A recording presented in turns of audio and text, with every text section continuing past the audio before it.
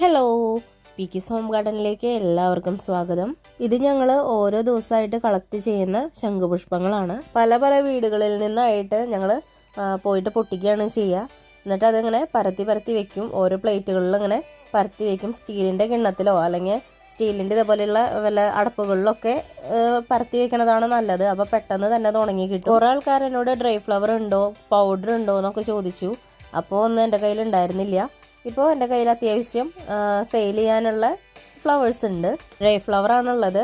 അതേപോലെ തന്നെ ശംഖുപുഷ്പത്തിൻ്റെ ലിക്വിഡും ഉണ്ടാക്കിയിട്ടുണ്ട്.